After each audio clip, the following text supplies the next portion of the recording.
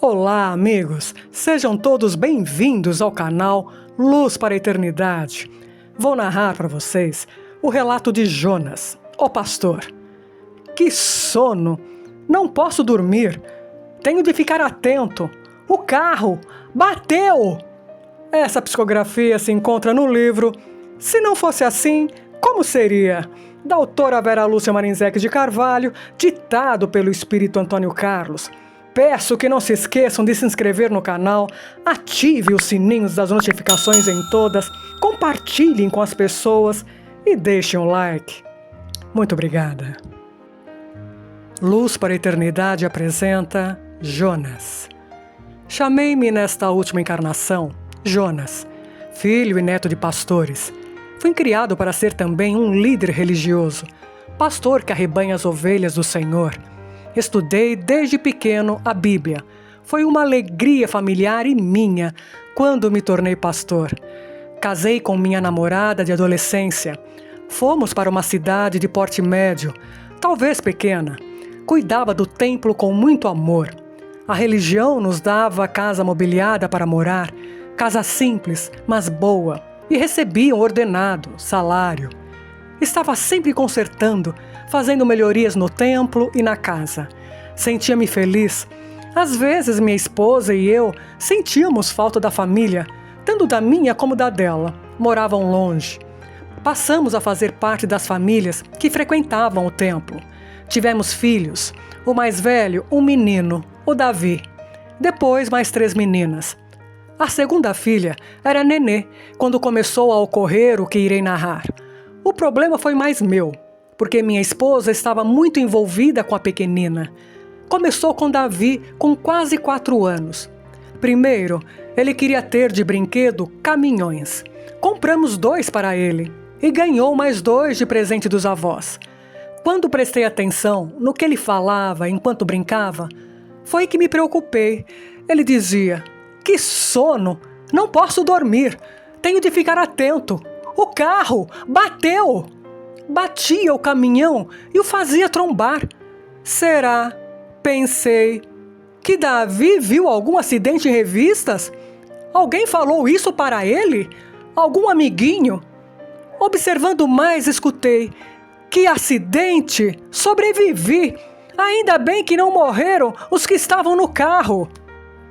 Entrei na conversa dele e me surpreendi mais.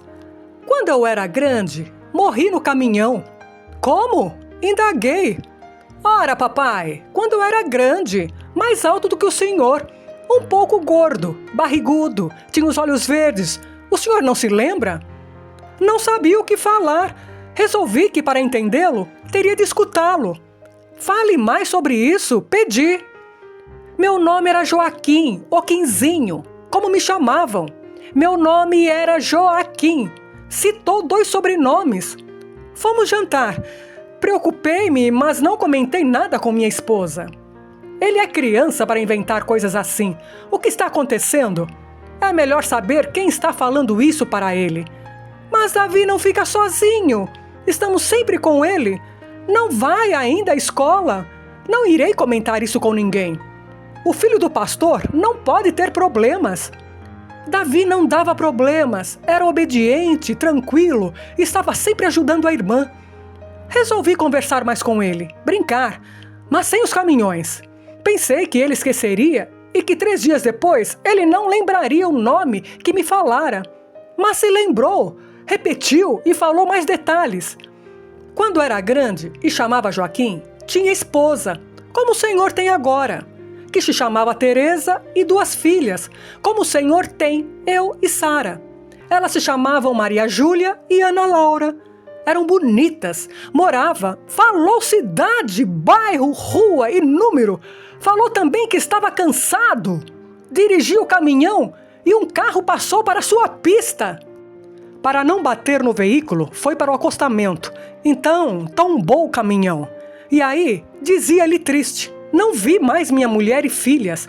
A tristeza não durava. Ele, alegre, falava de outra coisa. Não sabia o que fazer. Não tinha como Davi saber o que ele falava. Pistas, acostamento, acidente, casamento, nomes, endereços. Resolvi dar outros brinquedos para ele, chamar amiguinhos para brincar em casa, para distraí-lo, e ficava presente. Dei uma bicicleta, jogos para montar, tudo diferente de caminhões. Dei os dele para outras crianças. Minha esposa comentou que escutara Davi falar do acidente e de quando ele era grande. Para não preocupá-la, afirmei que Davi devia ter visto ou alguém devia ter dito para ele de algum acidente de caminhão e que não era quando ele fora grande, era quando fosse grande. Fui à biblioteca municipal, atrás de livros. Peguei alguns de psicologia, procurei e nada encontrei que me fizesse entender. Pedi para Davi falar somente comigo de quando ele fora grande. Ele obedeceu. E se falava, não mudava os nomes, endereço, nada. Pedia para esquecer aquela história que ele escutara e para não repeti-la. Passei a mudar de assunto, distraí-lo todas as vezes que repetia. Fui chamado pelo bispo para um planejamento. E o evento seria na cidade que Davi afirmava que morara. Ficaria 4 dias. Fui sozinho, teria reuniões somente 3 horas por dia e à tarde. Ficamos muitos pastores hospedados no hotel. No segundo dia, saí bem cedo. Perguntei e na cidade havia o bairro que meu filho citava. Peguei um táxi, dei o nome da rua e estava cada vez mais aflito. O taxista conhecia a rua. O número que o senhor procura é no quarteirão da frente, informou o taxista. Pare aqui na esquina, por favor, pedi. Olhei, na esquina havia uma padaria.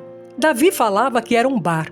Estava tremendo. Entrei, pedi um café e comentei com a moça que me atendeu. Aqui era um bar? Era sim, explicou a moça gentilmente. Havia um bar aqui anteriormente, mas faz 4 anos que meu patrão comprou e fez a padaria. Tomei o café e, andando devagar, parei em frente ao número e vi a casa que era como Davi falava. Bati palmas no portão e veio atender uma mulher e 2 meninas. Uma mais clarinha e a outra com os cabelos castanhos, como Davi a descrevera. Aqui mora Joaquim? Era meu marido, informou a mulher. As 3, ela e as meninas, me olharam curiosas. O que o senhor quer com ele? Perguntou a mulher. Inventei. Não poderia contar a verdade. Mentira era algo que abominava. Joaquim era chofer de caminhão? Sim. A senhora foi lacônica. Posso conversar com ele? Ele faleceu há 6 anos. A mulher sussurrou. Foi o que consegui falar. Quem é o senhor? Também dirigia caminhão, falei. Encontrávamos-nos em postos de parada. Conversávamos. Eu vendi meu caminhão. Fui trabalhar em outra coisa. Quinzinho me contou que morava aqui. Como vinha a trabalho a esta cidade, pensei em revê-lo. Como ele morreu? Num acidente terrível, contou a mulher. Era noite, ele estava certo. Penso que cansado. Quinzinho estava sempre querendo retornar para casa. Um carro com uma família, pai, mãe e 4 filhos, passou para a pista dele e ele, para não bater no carro, Quinzinho jogou o caminhão para o acostamento, que virou, e ele faleceu na hora. Foi muito triste. A senhora é a Teresa? Perguntei, querendo que ela negasse. E você, mais clarinha, é Maria Júlia? E você, Ana Laura? Somos sim, senhor. Nossa, papai conversava mesmo com o senhor. Admirou-se Maria Júlia. Sinto muito a morte de Quinzinho. Consegui dizer como estão fazendo sem ele, como estão vivendo. A casa é nossa, costuro para fora, recebo a pensão.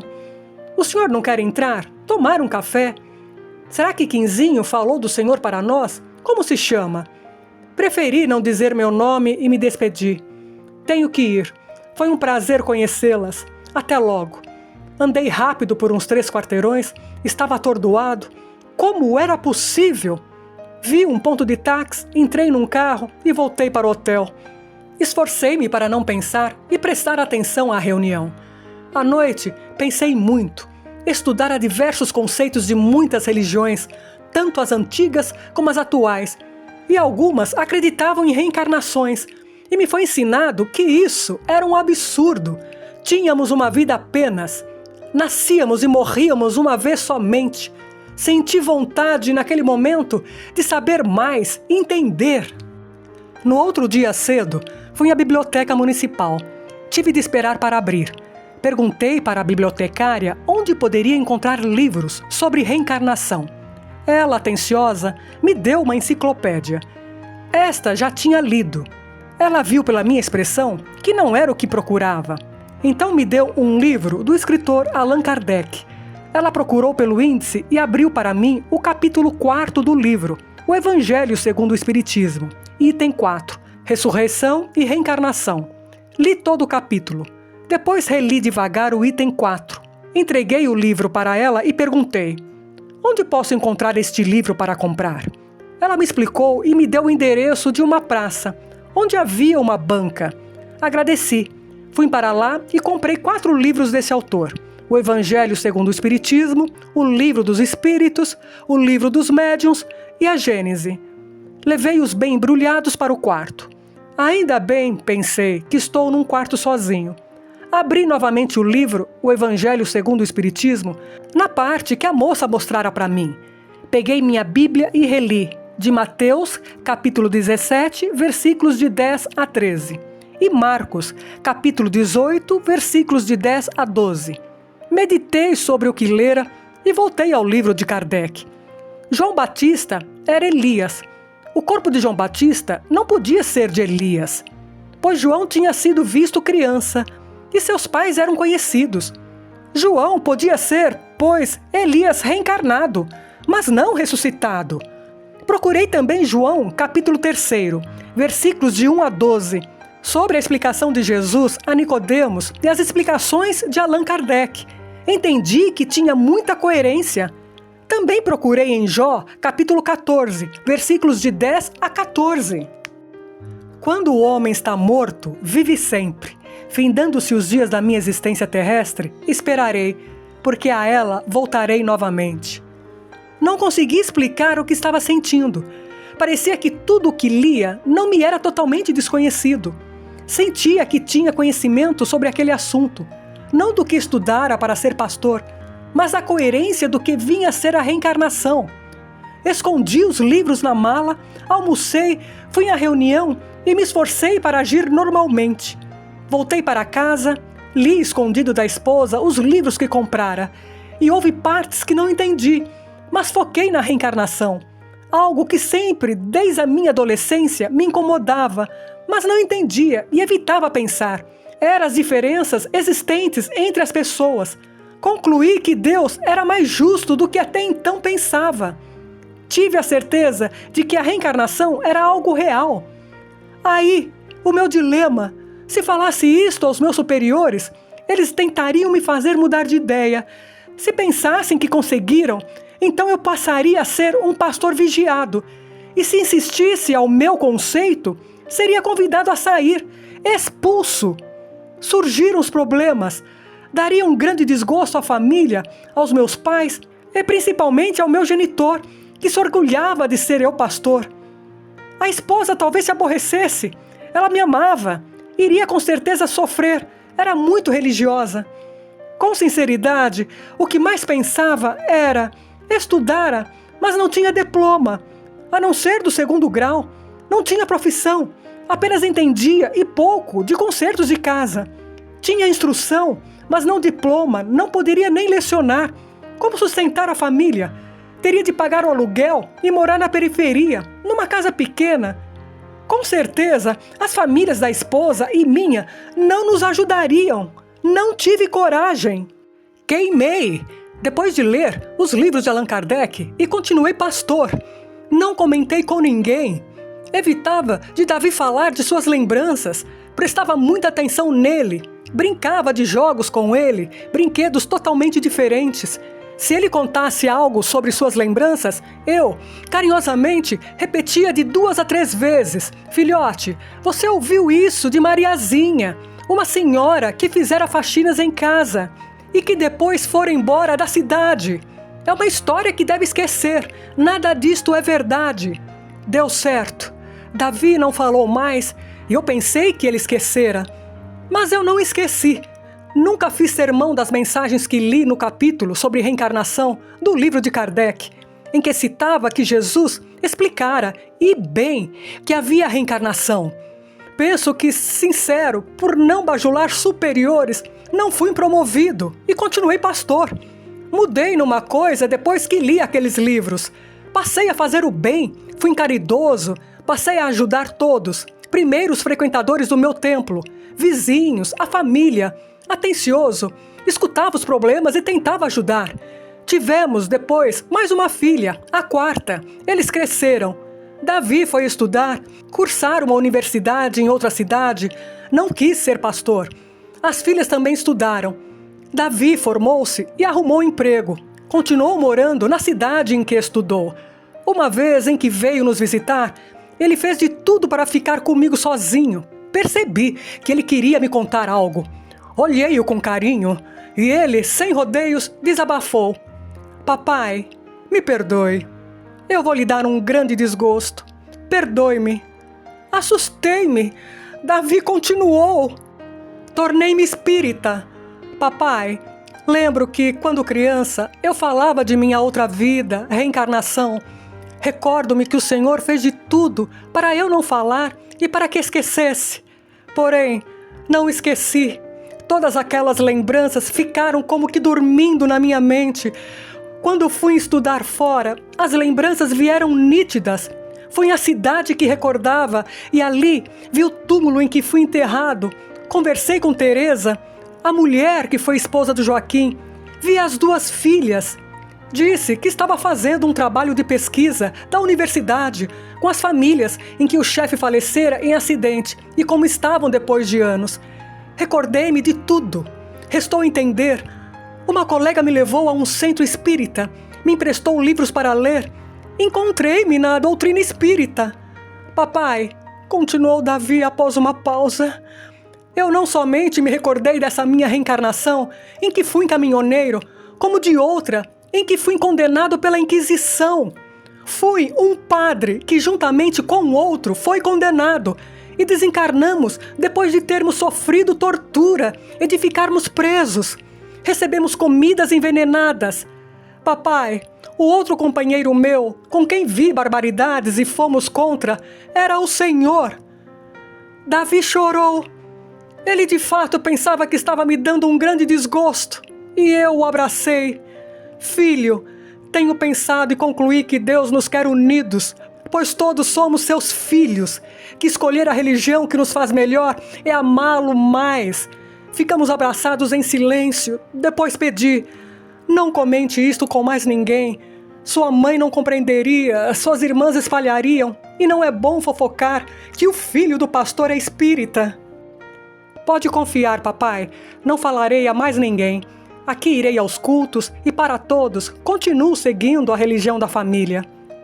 Os filhos se casaram, desencarnei, cuidando da horta. Senti uma dor no peito e, por infarto, meu coração parou. Fui socorrido e fiquei numa parte de um posto de socorro onde se agrupam os que seguiram a minha religião. Com carinho e com cuidado, foi-me explicado que a morte era um pouco diferente do que pensávamos. Fui socorrido porque fiz por merecer. Depois que li os livros de Kardec, me tornei caridoso. Logo quis participar do convívio de outros. Saí do núcleo para aprender e trabalhar. Minha esposa teve de desocupar a casa que morávamos para outro pastor morar. Senti, pois nada deixei para ela, nem uma casa. Ela passou a ficar 3 meses na casa de cada filha. Meu filho Davi, de fato, é espírita, dá palestras e seu tema preferido é a reencarnação. Orienta pessoas, trabalha na assistência social. Ele não é médium, mas costuma ir a trabalhos de orientação a desencarnados. E a família, mãe e irmãs não sabe. Arrependo-me muito e penso, se assim não fosse, como teria sido? Se eu não fosse covarde, teria, depois que entendi e acreditei na reencarnação, deixado de ser pastor, enfrentado, arrumado um emprego, teria talvez comprado uma casa, e agora minha esposa, companheira de anos, que eu amava, amo, teria um lugar para morar. Não teria, por anos, guardado isso somente para mim. Ensinei algo que não tinha certeza de ser certo, e por covardia, não sei como teria sido minha vida se tivesse tido coragem. Uma coisa tenho certeza, teria sido verdadeiro. Meu se é por não ter tido coragem. Jonas, obrigado. Jonas, Antônio Carlos pergunta: quais são seus planos para o futuro? Continuar a fazer o que estou fazendo. Trabalho 6 horas por dia na biblioteca, onde tenho oportunidade de ler muito, e outras 6 horas nas enfermarias.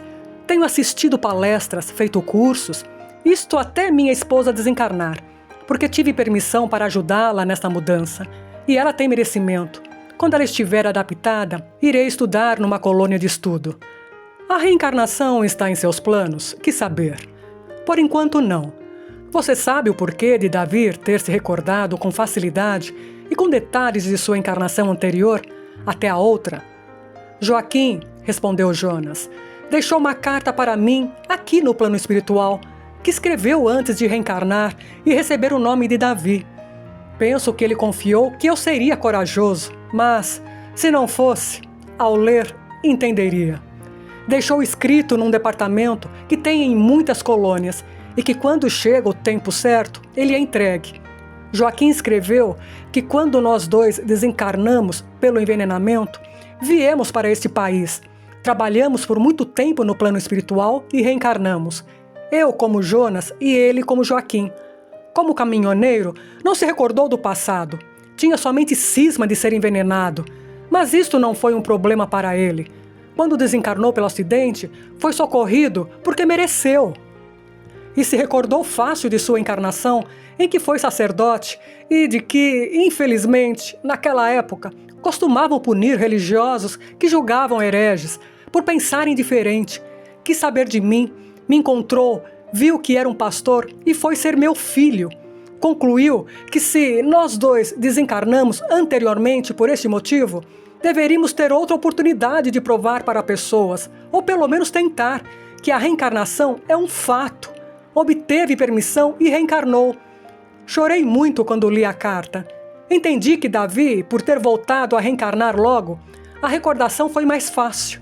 E ele o fez também porque se preparou para isto com permissão e ajuda de espíritos orientadores. Eu me acovardei, ele não. Sente que o se o poderá incomodar ainda? Fiz a última pergunta.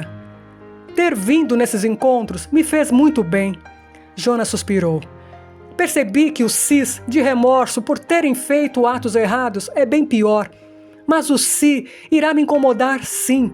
Se tivesse tido coragem, não teria sido assim. Mas como teria sido? Não tem como saber.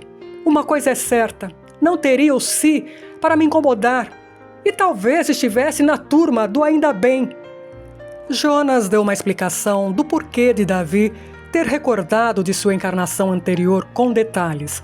O esquecimento é uma graça para que realmente tenhamos um novo recomeço. Muitas pessoas recordam espontaneamente, normalmente têm motivos para isso. E quase sempre, quando isto ocorre, orientadores as ajudam. Lembranças com tantos detalhes são mais raras. Esses que se recordam espontaneamente quase sempre estiveram pouco tempo no plano espiritual. Desencarnaram e reencarnaram em seguida. Sei de muitas pessoas que realmente não tiveram coragem para tomar certas atitudes durante sua existência encarnada. Numa das reuniões, uma moça afirmou que não teve coragem para se afastar de amigos que agiam errado e que num assalto que fizeram foi baleada e desencarnou. Outra senhora disse que não teve coragem de se separar do marido e viveu oprimida, revoltada e, consequentemente, infeliz.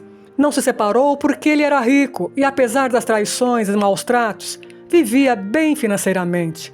Também sei de religiosos que, por não acreditar em dogmas que não entendiam, por irem contra seus raciocínios, tornaram-se ateus e não tiveram coragem para se desligar, causando muito mal para os seguidores da religião na qual eles deveriam ser líderes espirituais. Ah, como estes cis são doloridos! O erro é grande e a reação também. Outros religiosos procuraram respostas, encontraram, afastaram-se para seguir o que passaram a entender. Outros, embora fossem bons, fizeram o bem, mas como Jonas, não tiveram coragem para assumir o que descobriram. Religiosos que foram, são médios e veem, ouvem desencarnados. Entendem que não são demônios, mas espíritos de pessoas. só que não tiveram coragem e lamentam-se. Agradeço o carinho sincero e a amizade de vocês, porque através da espiritualidade estaremos todos unidos pelo amor de Deus. E que assim seja. Se inscreva no canal Luz para a Eternidade, compartilhem com outras pessoas, não esqueçam de deixar o like, porque quanto mais compartilhamos, mais ajudamos. Muita gratidão.